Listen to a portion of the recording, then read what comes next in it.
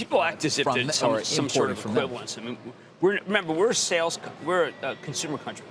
Yes. We're not an export country. No.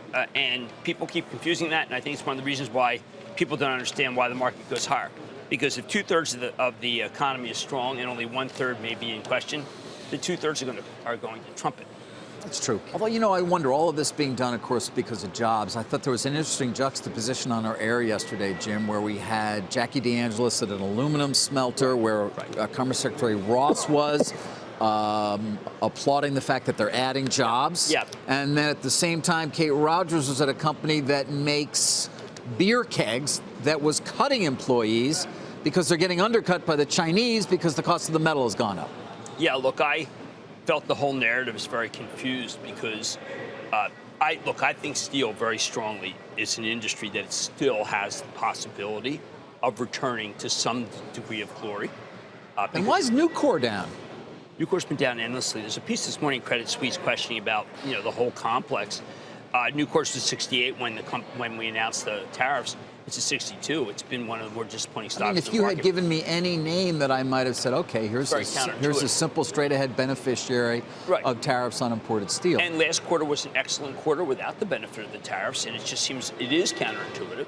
I don't have an explanation for it. I don't think John Ferriola, the CEO of Nucor, has an explanation for it because the numbers are going higher, other than a belief that world trade is going to stall. Now, aluminum was always quizzical, because we dropped out. We've lost about 90% of our jobs in aluminum during this period. So bringing that back would have been equivalent of bringing back, say, furniture. These are things that we don't make anymore. Now, I believe that these industries, like my father's industry, gift wrap, they were targeted and destroyed. Well, we do make some furniture still down in North Carolina. We do make some. No, but I'm saying we used to be preeminent. High Point was the that's where you made all your furniture was going to be. It was an American industry. Look at Ethan Allen. Long industry. Ethan Allen makes it here. But, David, last night, Laura Albert, the CEO of Williams-Sonoma, told you the story of what you need. She identified up to $200 billion in tariffs, 15% of the cost of goods sold would be impacted. So what are they doing? They have worldwide supply chain. David, they're switching. They're ameliorating very quickly. They're switching. So if you're China, what is that? Excuse me. If you're China, and you saw, let's take the keg issue, and you saw a lot of companies switching sources out of China, it would be something that President Xi should worry about. Yes. Since they have $500 billion to us and we have 1/5 to them. Your point being that the impact on the consumer may not be as great if all the tariffs go into place, including the threatened additional 200. No, I'm not saying may not. I'm saying will not be. Because the switching, our companies, we're not idiots. They're sourcing worldwide. I still come back to the question about jobs, whether or not it's where it's going to be. I mean, Harley Davidson is another example. Oh, no, right? look, it'd be great to be able to keep track. I don't think it's about jobs. What's it about? That's a canard. I think it's about intellectual property. Okay. I think it's about joint ventures. Yep. And I think it's about 2025, which Peter Navarro taught me. 2025 is what this is. But that's in some ways a different conversation than the numbers versus the number. They're stealing from us, and we're.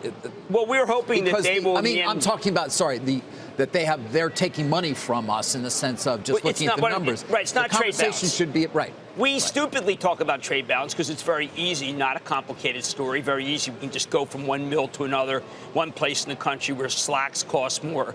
That's not the story. The story is about economic hegemony. Yep. It's about who's going to be a more powerful country over the next 4 years. And who's going to undermine the future to a certain extent by stealing intellectual property or taking it and building and that's what it is. It's about Intel in China. Right. It's about Micron in China. It's not about luggage. But we make the story wrong. Now, why do we make the story wrong? Because we try to make it, as good journalists, you try to make it so what does it have to do with the consumer? But the president is not his advisors are far more thinking about the notion of where China is in the world and how they're getting there by stealing things from us.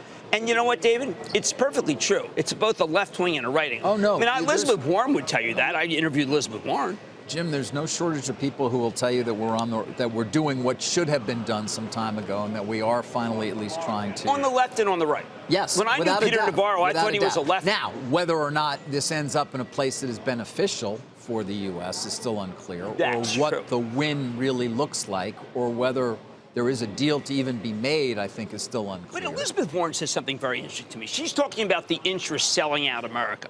The large corporate interests selling out America. That's exactly what Navarro and Dan D'Amico are talking about, that the large interests sacrificed our workers on the altar of Prel. I get it. On the altar of Gillette. And I think when I hear the left and the right agree on something, I tend to take it seriously.